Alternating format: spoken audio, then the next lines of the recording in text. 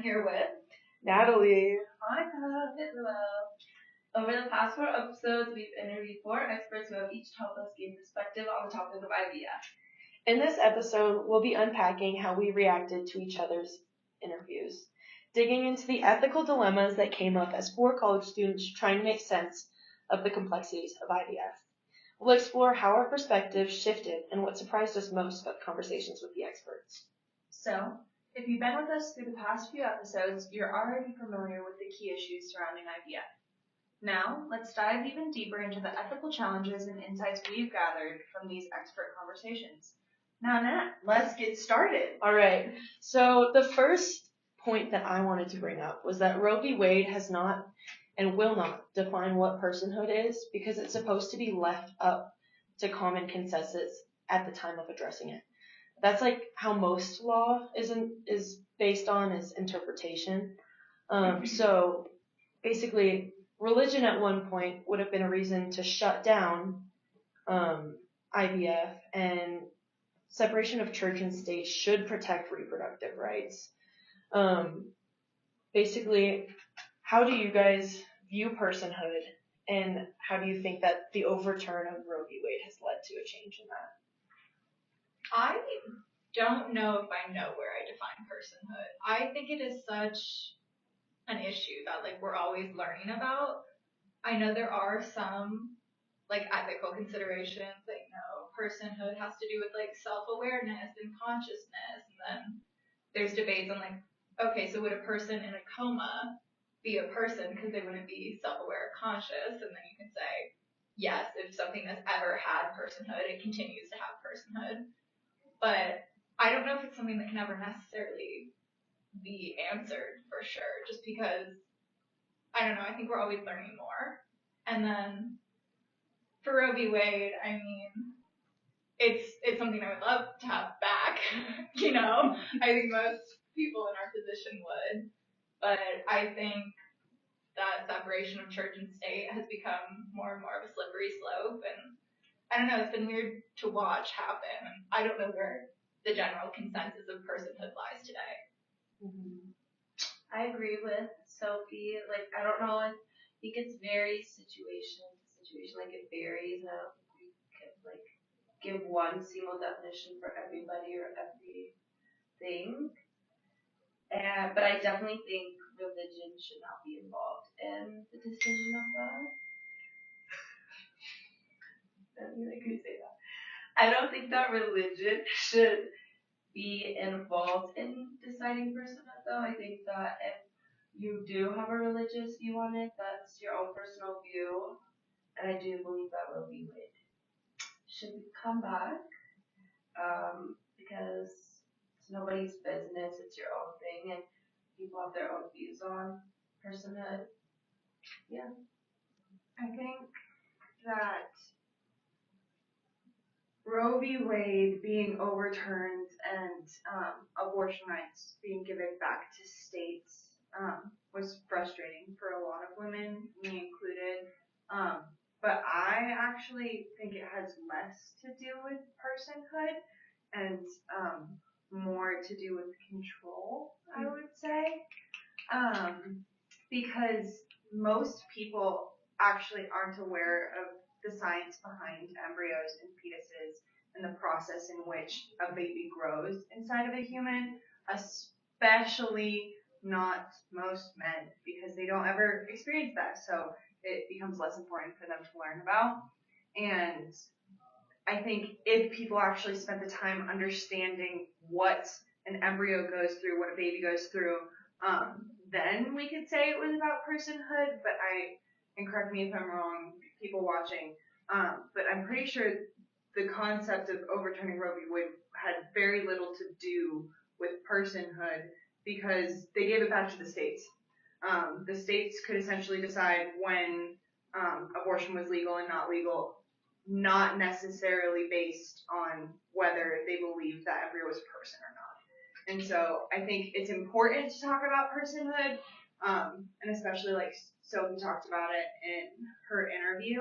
However, I think that around Roe v. Wade in politics, We need to focus more on control and the separation of truth and state and keeping it separated rather than, the slippery slope that we kind of talked about earlier. I totally agree because not everyone has the same religious beliefs.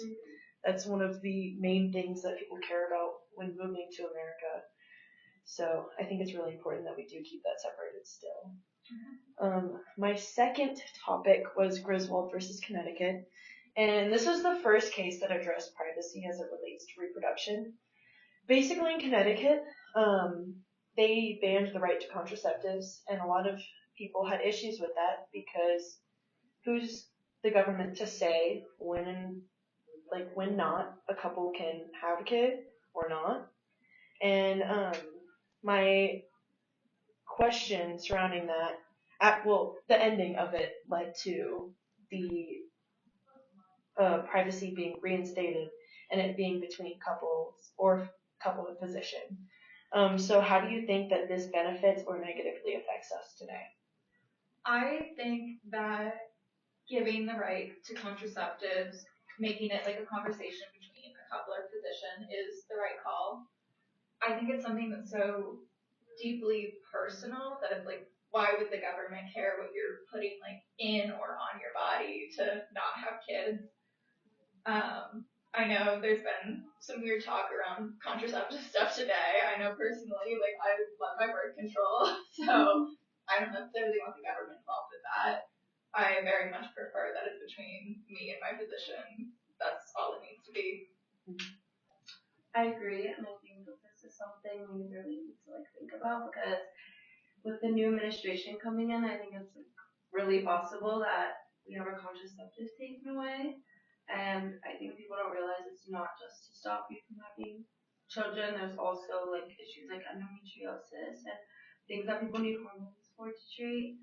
And I know my family, we've been going Plan B now. We're just kind of preparing for if this happens. But I definitely think it's a private thing that you decide with your partner or your family or your doctor, and not something that it's like abortion. The government should not be involved at all. I agree. I think in society today, hormones are being pretty demonized in any context. Women's reproductive health, or even hormone therapies. And I think people often forget that hormones are a natural part of life, and controlling them, I think tries to control nature just a little bit. Which we'll talk about playing God, and we did in a lot of our interviews. And I feel like when you can make somebody's life better with hormones and contraceptives, I don't understand why we demonize it and kind of make it difficult. In terms of privacy and the right for your conversations to just be with your doctor, I think right now, because of all of the issues going on, doctors actually aren't learning as much and practicing as much with women's reproductive health. And if it keeps going this way and physicians are getting, prosecuted for things that they are taught in medical school, we have a problem because, physicians go to school for years and years and years, followed by residency, fellowships, all of those things. And that's not to say that education is the most important, but I'm not saying all politicians, but a lot of politicians didn't have that experience and will never have that experience. And that's somebody who works food service trying to tell an astronaut what to do. And I really don't think that that's where we should be headed. I totally agree with that. Thank you guys for discussing those topics. On to you, Monica. All right, y'all. So the first thing I want to talk about is Costa Rica's nationalized healthcare system. We touched on it a little bit in my interview, which essentially means that healthcare is paid for and provided by the government. So in Costa Rica, IVF is not a rich person problem. It's kind of an everybody problem. And in looking at it, it doesn't necessarily create more of a wage gap like a lot of the other things we've talked about do, especially with expensive privatized healthcare procedures. And so I was just curious on your guys' opinions of, whether or not IVF should be as expensive as it is in the United States. And on top of that, like, why should, poor people or people of lower economic class care about IVF if it's not available to them in the US because of money? So what are your opinions? I think that following COVID, the economic inequality in America skyrocketed, and we have a really big problem about getting equal health care, and that's why certain groups aren't able to have higher quality of life or longevity. And so I think it is really important to give people equal opportunity, even if it's something that some people like deem unimportant or unnecessary, such as IVF. But to a lot of people and a lot of families, it's like the only option. And I do think that it's really hard for people who can't afford it to advocate for it. But I do think that we should hope for a country where everyone can afford their health care. And we should leave certain rights open for people once that is possible. I definitely, I don't think it should be as expensive as it is. I know in my interview we talked about the cost a little, and it was around $13,000 per round, and most people have to go through many rounds. So I think at least in America, it very, very much becomes a class issue, and IVF is only available to people of certain status, or even we get into it, race. And those people are even more encouraged to procreate than people who are seen as poor or less than. So I think that making it available to everyone would help free us from some of the negative things we do as a society. Maybe give everyone a little more justice and equality. But yeah, that's pretty much what I have. I think that the pricing here is ridiculous. I think it has a lot to do with the pharmaceutical companies and how everything in our healthcare system is so expensive when in other countries it's nowhere near like how it is. Like you can go into debt because you have to go to the hospital, which I think is so crazy. So I think we definitely need to cap pricing, and I hope someday we can get there, but also the top people in our government benefit from it being so expensive, so I don't know if that will ever really happen. But I do think that everybody should have equal access to it, because that's what America's about, opportunity, everybody, what's supposed to be about, the American dream. So I hope one day we can get there, but Yeah, I think it's a rough conversation to have, especially because the U.S. has things that Costa Rica doesn't have, and every country has its benefits, and even if we do have a lot of really specialized healthcare options, it's sometimes frustrating to watch other countries be more successful in other areas because no country has it perfect yet, at least that I know of. But speaking of government, I want to talk about church and state a little bit, and kind of religion as a guideline into a lot of these almost anti-women's reproductive health movements. I know for Costa Rica, Catholicism and the Catholic Church disapproved of artificial reproduction, mostly because it requires men to engage in what they call the sin of masturbation, and therefore circumvents the mandate for procreative conjugal intimacy, which essentially means because a man and a woman aren't doing the deed after they get married to create a child, that it's invalid.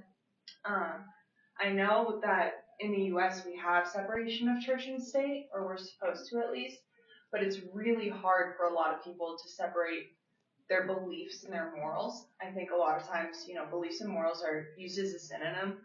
And so how can somebody grow up in a church like the Catholic Church with people in leadership who have those opinions and separate that from government? Or what are your guys' opinions on ways that people could cope with that? I think that nowadays there's a religious resurgence in this country, and it's telling everyone what to do about every single topic. And I just don't think that it applies to everyone, because every religion is different. Every religion has a different idea that they, like, core value that they follow. And a lot of the times it's the same people who are telling me what to do that are telling other religions to act more American, whatever that means. And so I just think it's so important to separate the things that not all people have in common when it comes to law. I actually going into this didn't realize that Costa Rica was a Catholic country. So that's actually really interesting to see, like, what happens in a country that is very religious and doesn't have that separation. But I was almost shocked that they disapproved of IVF, because I know Catholicism is very, like, pro-child. Like, correct me if I'm wrong, audience, but I know most versions of it are anti-birth control because you are given a child by God when you're meant to. But I'm almost shocked that, like, something like masturbation would prevent them from IVF, which could almost be seen as, like, God's will, like, we created this so you could have a child if not naturally. But I don't know. I feel like it's hard to weigh in on a country that doesn't have these guidelines, because obviously I don't want to overstep and say anyone's beliefs are wrong. But I think it is really interesting to see the way other places work, whereas, you know, America has its own system and we tend to bulldoze and say we're right. So I don't know. I think there's a lot to learn from looking at all these other perspectives. I grew up Catholic, and actually this is like why I'm not really Catholic anymore, is just the politics being brought up. Like, literally in church they talk about abortion's wrong, or like literally we're talking about the election, which I think is so crazy because that's not how I grew up in it. But I just think that any kind of religion involved in any kind of politics is wrong. Like, if you think that you're gonna go to hell because you are doing masturbating for IVF, like, then I guess that's like your view, but I don't think that, and I don't think I would go to hell for that. So I think people just need to keep their religious views, and like relating it to politics, that's cool, but like keep that for you and your choice, not for everybody's choice. Mm-hmm. I think pro-family came up in my interview, and like the concept of being pro-family, and part of me disagrees with that, because when they talk about being pro-family, they are pro-traditional family. They are pro-male, female, 2 kids, usually.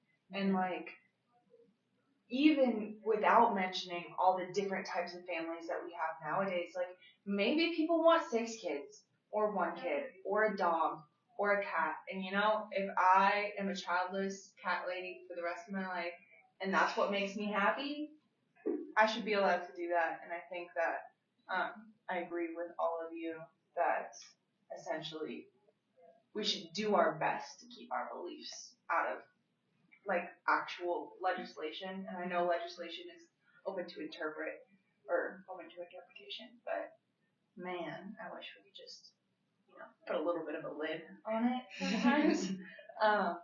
But yeah, I'm gonna pass the baton to Sophie.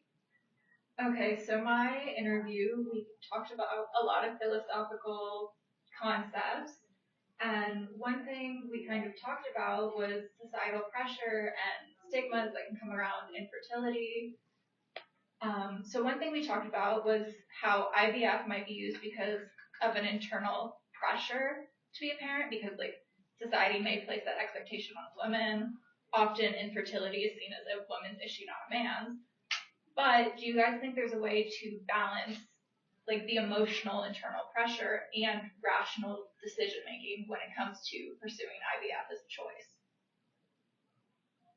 I pretty much think that IVF is a big decision, like any other medical procedure.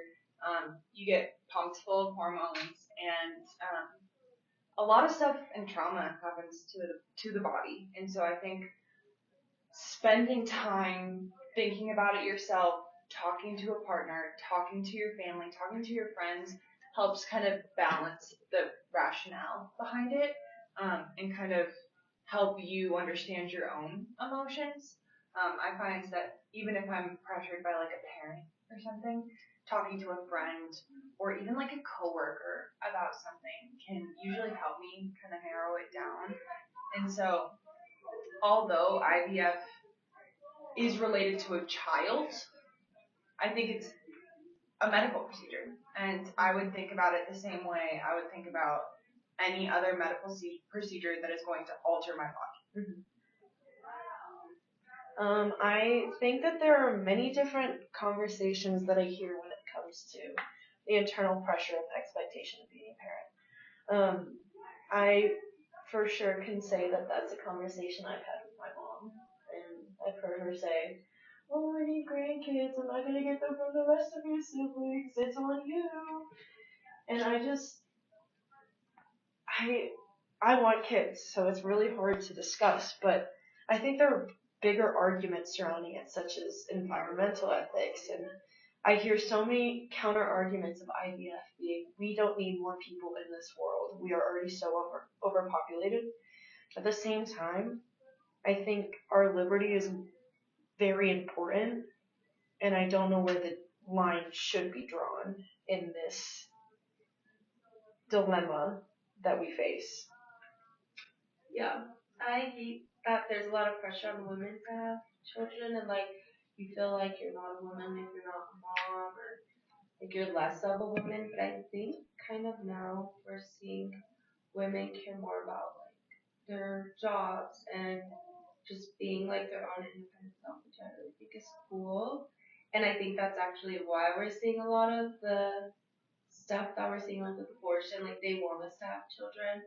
That's not something that's like really like you have to do it now. Like women are their own beings. But I feel like if somebody is gonna choose to pursue IVF or do it, it's definitely a big decision.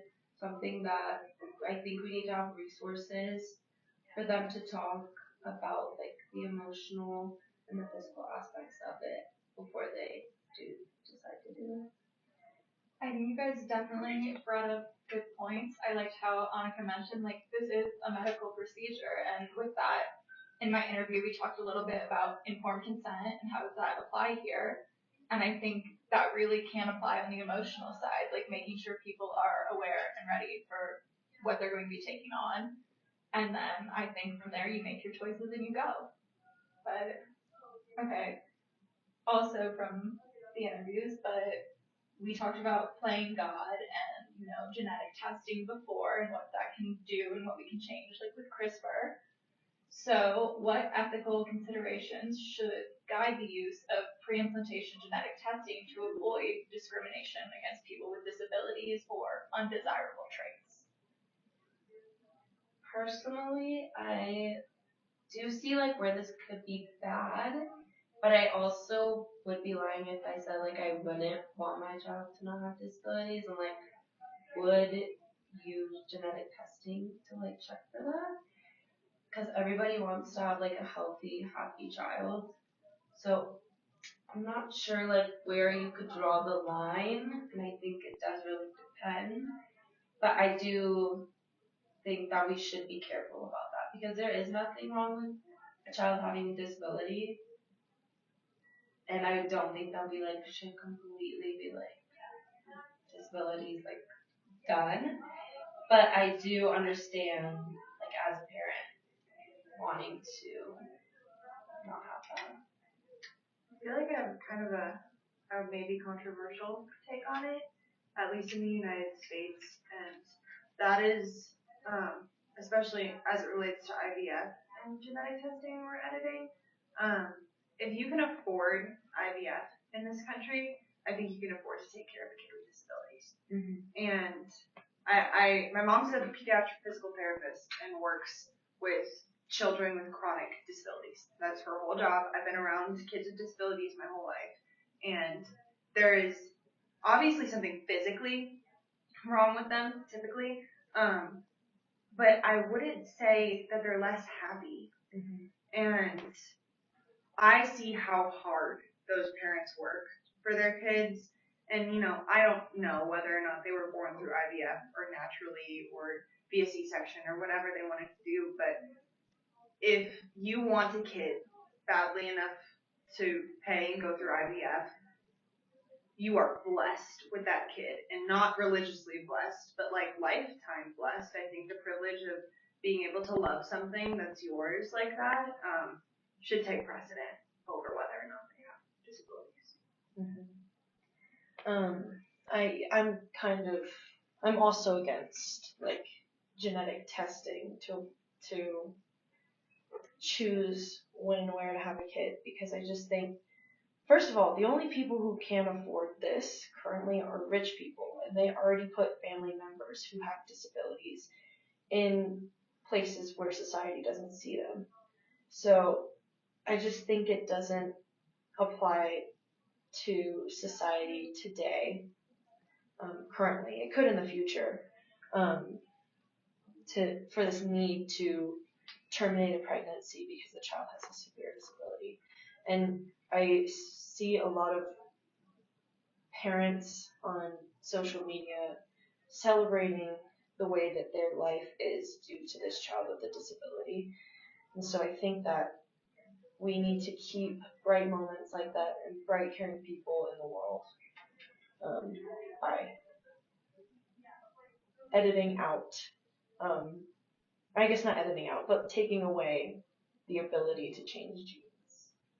I think those were all really good thoughts. I don't know where I stand personally. I think there is a line that I don't know where to draw, because obviously a child being born with a disability, I don't think that makes them any less. But I also think it's important to maybe do this testing beforehand, so you know if, like, maybe the child has a genetic disorder that will cause them to, like, die shortly after birth. I think that's important to know and recognize what level of trauma that could cause, or maybe be prepared for, like, a severely disabled child to have the resources set up for them pre-birth. But I don't think that this, like, genetic testing should be used to decide, like, what child do you want. And I'm going to hand it over to Isabel. Okay, so in my interview, I talked to my cousin about what her experience was like through IVF, and one of the things that she talked about was, like, between her and her partner, feeling blamed that she was unsuccessful through IVF. So what are your guys' thoughts on that, of women being blamed when they are unable to conceive? A lot of men's sperm count is low, and frankly, just blaming it on women when women already have to carry the load of, like, taking conception all the time. I don't think that they should be blamed when they are literally the person who holds the child. Like, man, they already have 9 months of, like, their body not really being theirs. And I think adding, like, a level of blame in it isn't great. And especially, it's one thing for, like, society to blame women. It's another thing for a person's partner to blame them. And, like, maybe it's an orange flag, but it's definitely moving towards red, in my opinion.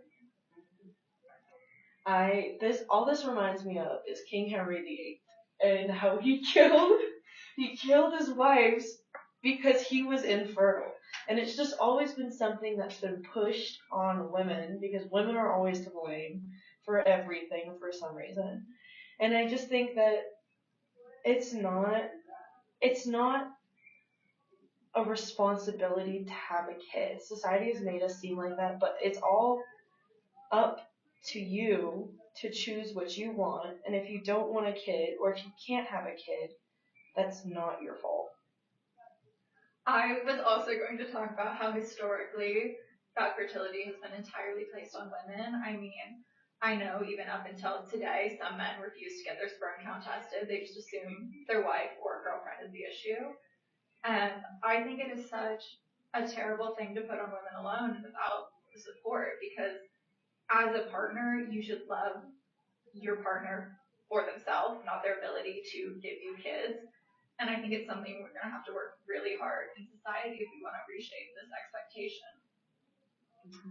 I agree. And I wanted to clarify, she is no longer with this person, so yeah. Okay, my next question is kind of like about current events, just something I thought about based off when I spoke to her. So with the new president-elect, Trump himself has threatened to repeal access to IVF, but now he's kind of changed his thoughts, or so he says. He takes a new position supporting it and actually says that he would give it free to everybody, kind of like Monica was talking about in Costa Rica. But we have the Senate Republicans that are continuing to block the Right to IVF Act. So how do we feel that this potentially could go both ways? How do we feel this will affect families mentally and physically as they go through or try to go through IVF? I think we have to remember that, like, the case brought up in Alabama earlier this year was quickly shot down to repeal IVF. In the United States, I don't believe our rights to IVF are in that much danger. I think a lot of other things are going to come before then. If they do come, then contraception is a big one. In my personal opinion, I think most Republicans, especially those further right-leaning Republicans, like families. They want women to be wives. They want them to have kids. Like I talked about, that like traditional family, I think that's a value that goes along with their view of the American dream. I don't think they think of it as opportunity and this magical place where everybody can get jobs that was, created by immigrants. I think that it's kind of switched. And so I would say IVF doesn't strike me as something that's super scary to think about. I think it definitely could affect families that choose to go through IVF. But I'm hoping and praying that it isn't going to be as bad as some people are projecting it to be. I feel like right now, the thing that's got me through, especially the past couple weeks, is the belief in people's humanity. And there's a lot of people that run the government, and I'm hoping and praying that, we learn about checks and balances in elementary school, and I'm hoping they balance and they check. But I think we can really quickly lose sight of each other as people. And so trying to go through these next 4 years with compassion and integrity is what I'm kind of thinking about. I am very happy to say that Arizona has proven that they support reproductive rights as of last week.